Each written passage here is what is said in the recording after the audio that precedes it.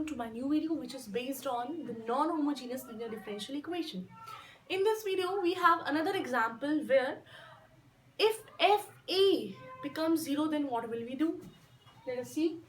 In our last example we've seen that if in our right hand side there is an exponential function, then we have to do like this, and in place of d we have to put a.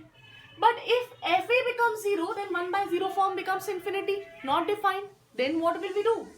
Then what you have to do is, you have to just multiply that term with x and taking the differentiation of fa. Okay? If let us suppose f dash a is also 0, then again you have to multiply with x and then again take f double dash a, and then you will get your particular integral. So let us see how it will work. Your auxiliary equation here, d square plus 2d plus 1 equals 0. So if you can see here that this is the d plus 1 whole square. So your d becomes minus 1 and minus 1. So the solution, the complementary factor becomes c1 plus c2x e raised to power mx, which is your minus x. Okay, minus 1 x. Now for particular integral, what do you have to do?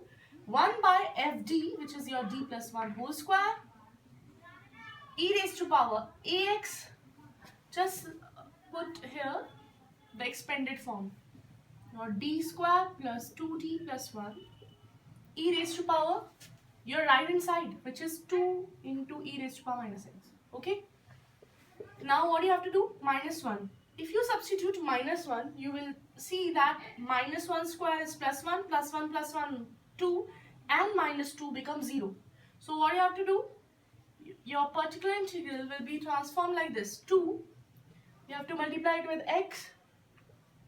This will become as it is by differentiation of this. So differentiation is 2d plus 2. Okay.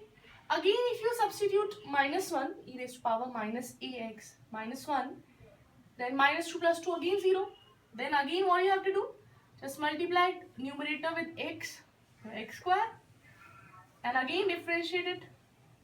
2d, differentiation of single dy by dx is 1. So 2, this is your x. 2x is 2. 2 is cancelled with 2. What do you get? X square e raised to power minus x. So your complete solution will be complementary factor plus particular integral, that means c1 plus c2x e raised to power minus x plus x square e raised to power minus x. I hope you will understand it, and in our next video we will discuss rest of the cases. Till then, don't forget to subscribe my channel and keep working hard. Thank you.